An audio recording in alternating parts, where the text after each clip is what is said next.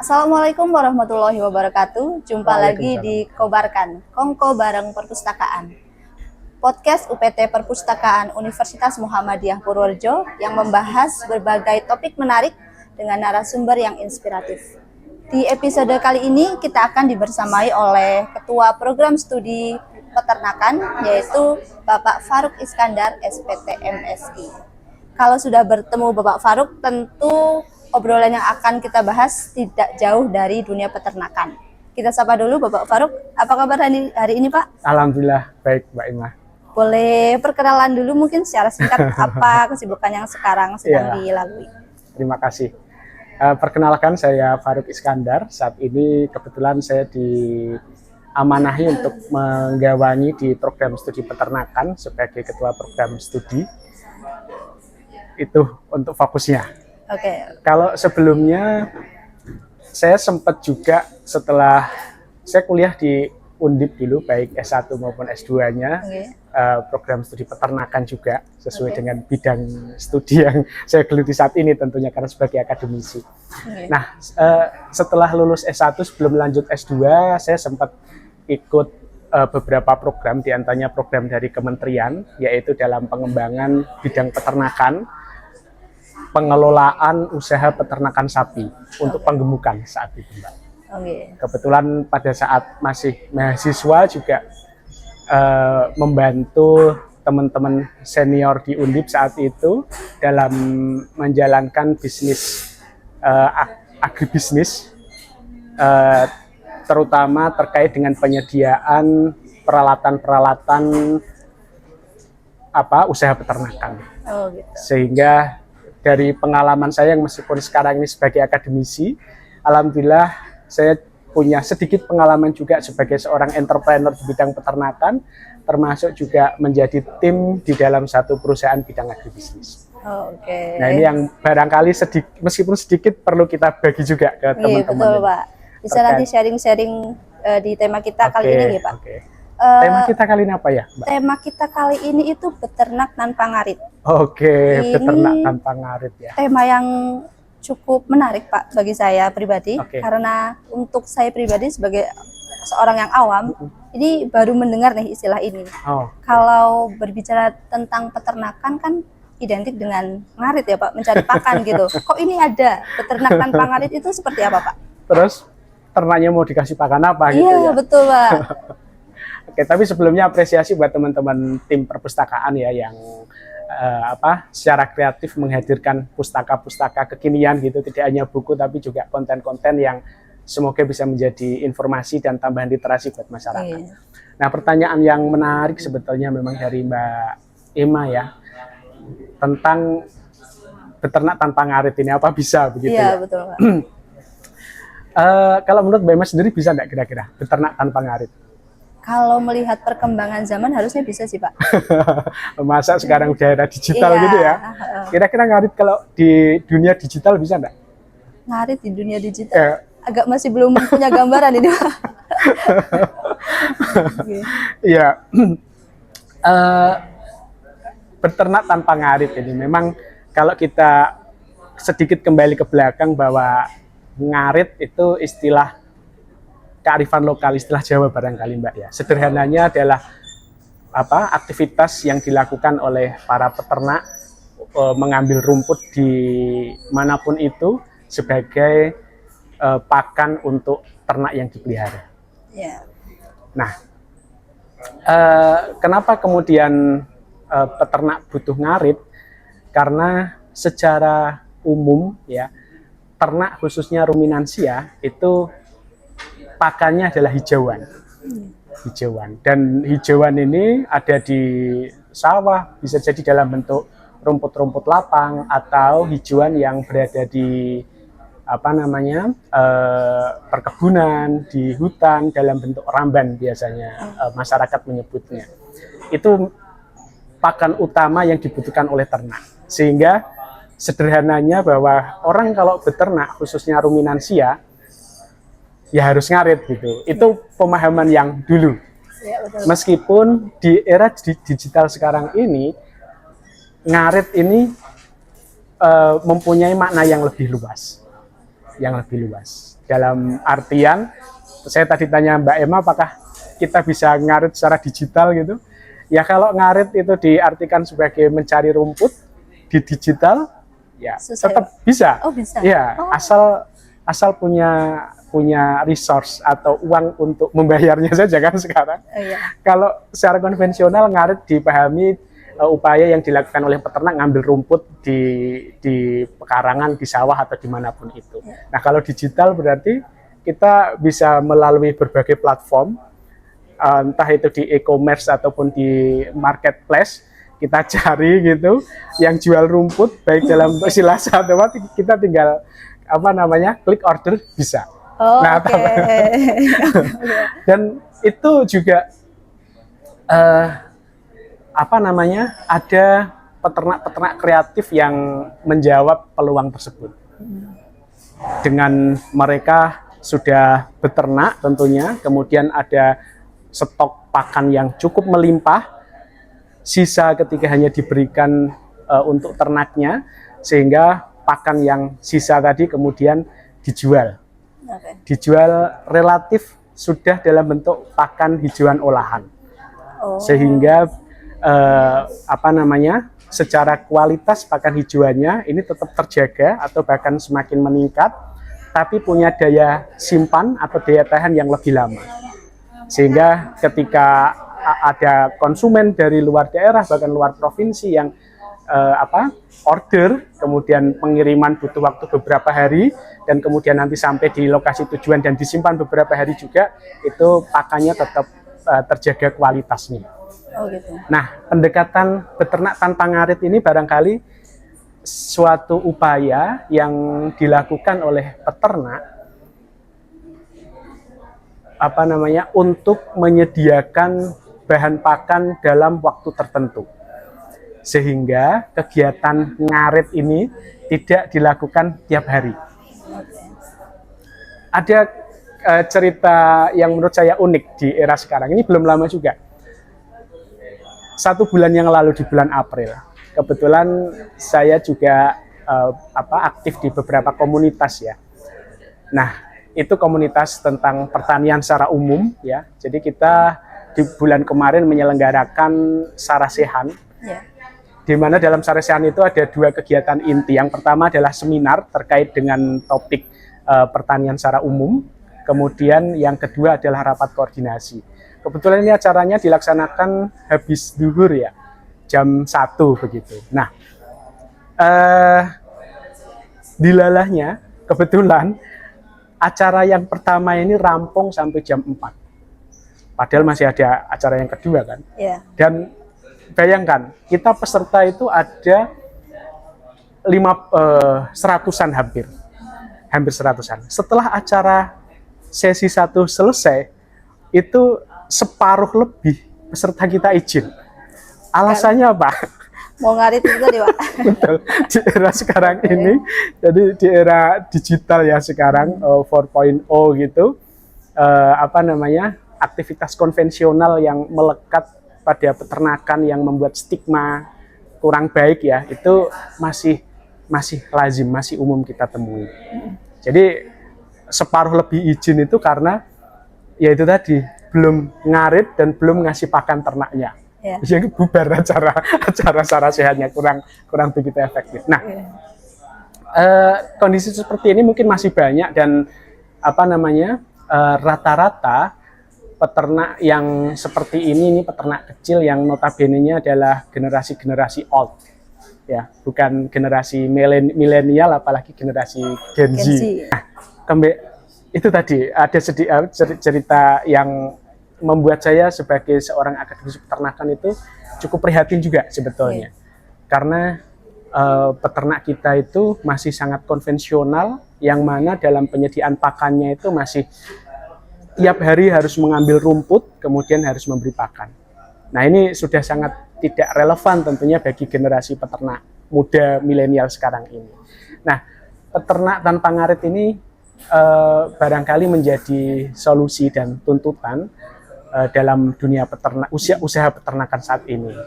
Karena ya itu tadi, kita bisa lebih fokus di dalam mengelola ternak kita agar produktivitasnya semakin meningkat tanpa terbebani setiap hari menghabiskan waktu dan tenaga untuk mencari rumput dan ngasih pakan. Oke. Itu sekelumit sedikit tentang apa namanya beternak tanpa ngarit, Mbak. Dan itu sangat bisa banget, sebetulnya sangat bisa banget. Oke, Pak. Untuk saat ini apakah beternak tanpa ngarit itu sudah diperkenalkan? Misalnya sudah, itu sebenarnya sejak kapan? Ya. Kemudian apakah seberapa umum gitu Pak di Indonesia, bahkan di Purworejo misalnya? Oke. Hal ini diterapkan gitu. Indonesia dan Purworejo ya. Kalau kita coba googling gitu ya, sekarang ini kan kita sangat familiar dengan smartphone ya, untuk mencari informasi sesuatu itu sangat mudah sekali. Akan banyak sekali informasi-informasi tentang pendekatan beternak tanpa ngarit itu. Baik konten yang dibuat oleh pemerintah, ataupun akademisi, ataupun oleh komunitas peternak, atau bahkan para peternak-peternak kreatif di pelosok desa yang ingin berbagi ilmu tentang bagaimana cara beternak tanpa ngarit. Sehingga ini metode yang sebetulnya sudah sangat lama sekali, ya. Metode yang sudah sangat lama banget. Gitu. Karena pada dasarnya beternak tanpa ngarit ini kan khususnya ruminansia kembali Mbak ya. Kalau ternak unggas atau ayam gitu ya, kan tidak makan rumput ya, pakannya sudah pakan jadi atau sisa limbah industri yang siap untuk diberikan kepada ternak. Tapi kalau ngarit ini identik dengan ternak ruminansia, yaitu yang terkait dengan pakan hijauan. Nah,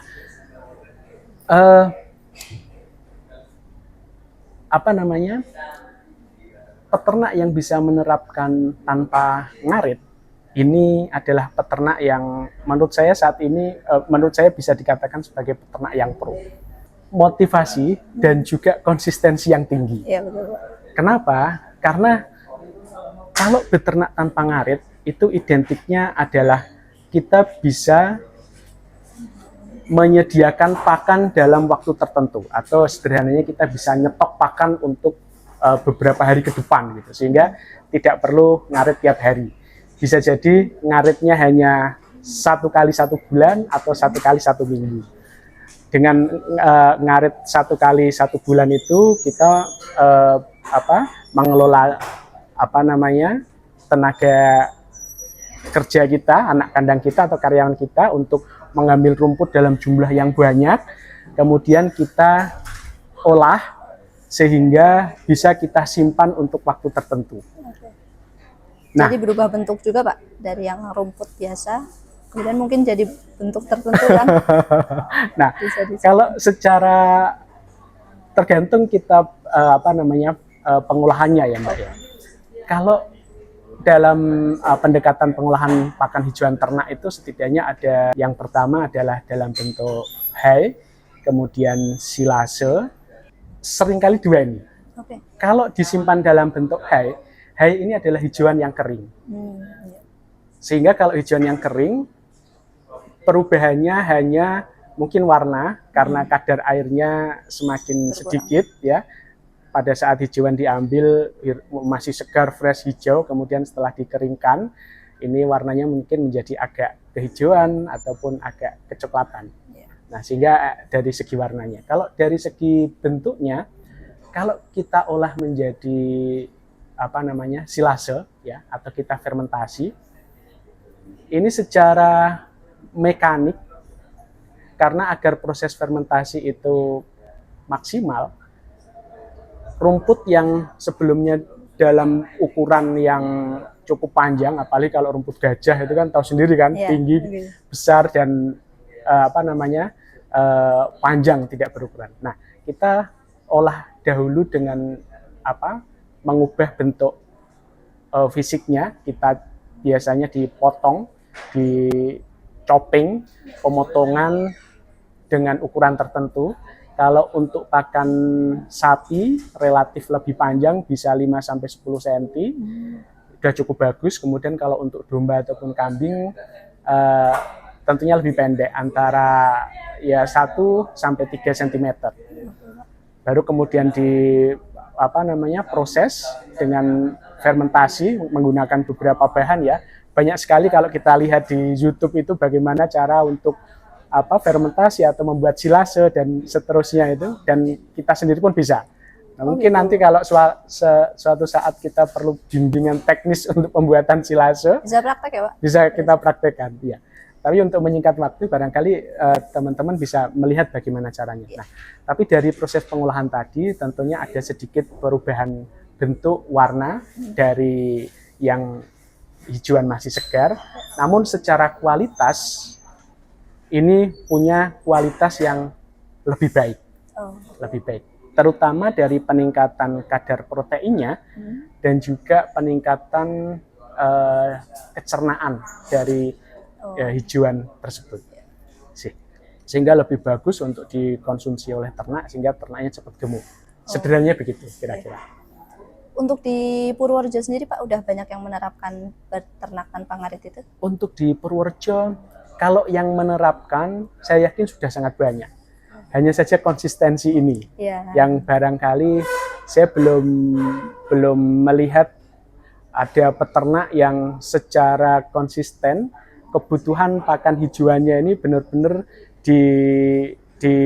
dicukupi dari pakan yang diproses terlebih dahulu. Karena permasalahannya gini, Mbak. Faktor utama kenapa kita bisa ternak tanpa ngarit itu adalah ketika peternak itu punya hijauan pakan yang melimpah, sehingga melebihi kebutuhan hariannya dan bahkan mungkin sisa-sisa, gitu. Nah, atau itu faktor utamanya. Nah, permasalahannya di lapangan itu ketersediaan pakan itu tidak tersedia dengan cukup melimpah. Apalagi kalau kita melihat ke peternak-peternak kecil ya. Karena basis pengembangan peternakan nasional di Indonesia itu berbasis pada peternak-peternak kecil yang kepemilikannya itu kalau domba ya hanya sekitar antara 5 sampai 10 ekor. Kalau sapi ya sekitar 3 sampai 5 ekor. Itu sebagian besar seperti itu. Dan mereka pakannya itu benar-benar bergantung dari alam. Sangat jarang yang mereka menyediakan lahan secara khusus untuk ditanami hijauan pakan ternak. Nah, bayangkan kalau kebutuhan pakan hijauannya saja tidak disediakan secara khusus ya, di lahan-lahan khusus mereka menanam, tapi ngambil di sawah, di padang rumput mungkin di lapangan kan, atau mungkin ngambil ramban di hutan, otomatis tidak banyak yang dapat mereka ambil. Apalagi kalau dari kebun mereka sendiri. Nah, sehingga kalau ketersediaannya saja tidak banyak, kemudian bagaimana hijauan tersebut bisa disimpan, ditimbun sampai pada untuk mencukupi beberapa waktu ke depan. Ini yang menjadi permasalahan utama. Seharusnya seorang peternak itu memang all out ya, totalitas dalam pemeliharaannya. Di antaranya adalah dalam penyediaan pakan. Karena pakan itu salah satu faktor strategis dalam bisnis peternakan, karena punya proporsi sekitar 60-70% dalam pembiayaan. Dalam pembiayaan. Makanya harus benar-benar dikelola dengan baik oleh para peternak. Kalau peternak-peternak konvensional, mereka mungkin merasa tidak mengeluarkan biaya untuk pakan karena mereka ngambil di sawah, ngambil di hutan gitu. Tapi dampaknya adalah mereka susah untuk berkembang. Mereka tiap hari harus mengambil rumput dan itu pun harus berebut dengan peternak lain, sehingga tidak sampai dapat menimbun kan, menimbun untuk waktu tertentu tidak bisa, sehingga sangat mengganggu banget. Seperti di acara tadi itu, di acara yang penting belum rampung, tapi mau tidak mau harus meninggalkan acara karena dia belum ngarit dan juga belum ngasih pakan ternaknya. Nah, ini yang menjadi budaya yang perlu kita rubah ya dalam usaha peternakan. Dan ini bisa dirubah saya yakin oleh peternak-peternak milenial. yang sekarang ini cukup banyak peternak milenial sudah mulai berkembang baik di Purworejo, di Wonosobo, sekitar Kedu maupun di nasional, sangat banyak sekali. Dan mereka sudah menerapkan manajemen yang cukup baik ya, meskipun ada yang belum konsisten untuk mengolah hijauan pakan dengan baik sehingga bisa beternak tanpa ngarit itu. Oke, baik. Berarti kalau boleh saya tarik sedikit kesimpulan, Pak, ketersediaan rumput itu menjadi salah satu kendala ya? Betul. Salah satu kendala untuk melakukan atau menerapkan beternak tanpa ngarit ini. Tanpa ngarit, benar, Mbak. Kemudian Pak, kalau pastikan setiap sistem atau metode pasti ada kelebihan dan kekurangannya. Nah, misalnya terkait beternak tanpa ngarit ini, kelebihan dan kekurangannya dibandingkan dengan yang konvensional seperti apa, Pak? Oke. Kelebihannya adalah kalau beternak tanpa ngarit, apalagi untuk generasi milenial, Mbak ya, ini punya waktu yang lebih bisa dimanfaatkan untuk hal-hal yang lebih produktif.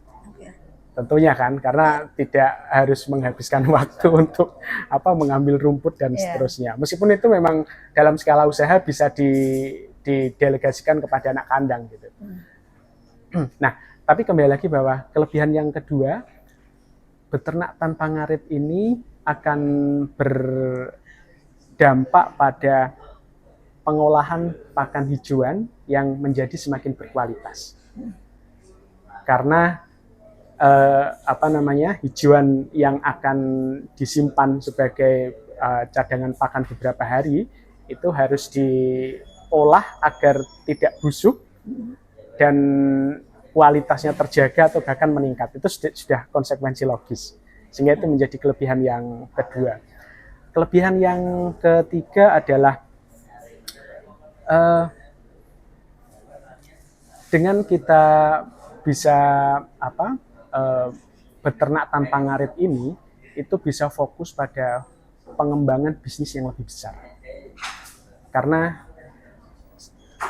ketika kita bisa menerapkan konsep tersebut, kita akan termotivasi bagaimana meningkatkan kapasitas usaha kita ini semakin menjadi lebih besar. Kalau kita sudah bisa menimbun pakan, maka kita akan mengevaluasi bahwa kita punya cukup pakan yang melimpah, sehingga kita perlu meningkatkan produksi agar kapasitas usaha kita meningkat dan mendapatkan keuntungan yang lebih besar. Dan itu yang menjadi tujuan utama dalam bisnis peternakan sebetulnya. Dalam usaha peternakan adalah bisnis keuntungan. Itu setidaknya kelebihan-kelebihan yang didapat. Ya. Kemudian yang keempat adalah kita bisa berpikir secara kreatif memanfaatkan berbagai bahan pakan, terutama dari limbah industri yang belum termanfaatkan. Jadi Indonesia yang notabene negara tropis, itu ketersediaan pakan itu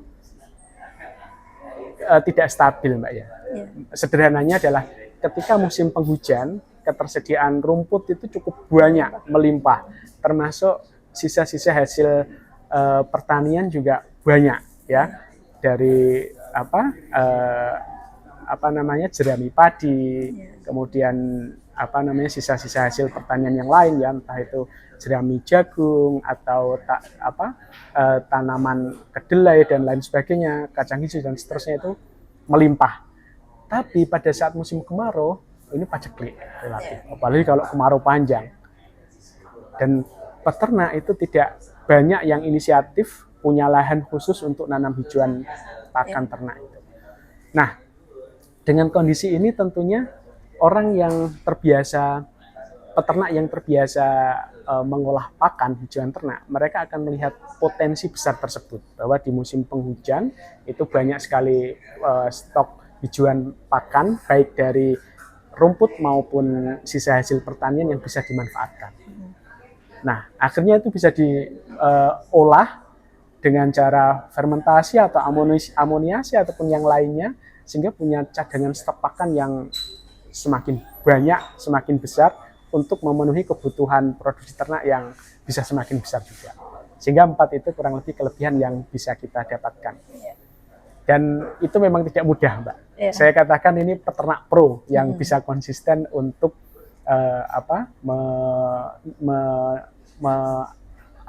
menerapkan metode beternak tanpa ngarit ini. Ya, artinya tadi ngarit hanya beberapa hari tapi bisa untuk cadangan berbulan-bulan kayak gitu. Nah, terkait dengan kelemahannya ini memang harus punya resource yang mencukupi. Kalau terkait dengan pengetahuan dan kemampuan, saya yakin peternak-peternak punya kemudahan untuk mendapatkan informasi yang banyak ya di platform digital itu. Sehingga tinggal melihat bagaimana caranya, dia kemudian tahu bagaimana mempraktekannya, dia bisa berkunjung mungkin ke peternak lain yang sudah menerapkan, itu bisa. Nah, tapi untuk resource atau sumber daya untuk membuat cadangan pakan hijauan beberapa hari ini yang memang menjadi kendala utama. Ya bayangkan kalau tidak ada yang tidak ada hijauan yang akan diolah, bagaimana mau menyediakan peternak tanpa ngarit, kan nggak bisa. Kan nggak mungkin ambil tanaman orang lain kan. Harus benar-benar mengalokasikan lahan, kemudian harus menanam atau memanfaatkan lahan-lahan yang memang mungkin bisa dimanfaatkan gitu. Atau berani untuk mengambil atau membeli sisa hasil pertanian dari para petani di sekitar, kemudian juga mereka otomatis harus melakukan pengangkutan ya dari lokasi menuju ke kandang untuk diolah, kemudian mereka harus punya space tempat atau gudang untuk melakukan proses pengolahan pakan tadi dan seterusnya, sehingga berimplikasi pada pembiayaan, resource itu yang menjadi kelemahan, sehingga kalau untuk peternak kecil ini sangat berat. Sangat berat. Itu kelemahan yang paling utamanya gitu, Mbak. Ya, Baik Pak Farouk, terima kasih atas sharing-sharingnya dengan kami. Semoga ada inspirasi yang bisa diambil oleh teman-teman yang menonton. Demikian Kobarkan episode kali ini. Kita jumpa lagi di Kobarkan episode berikutnya. Terima kasih. Wassalamualaikum warahmatullahi wabarakatuh.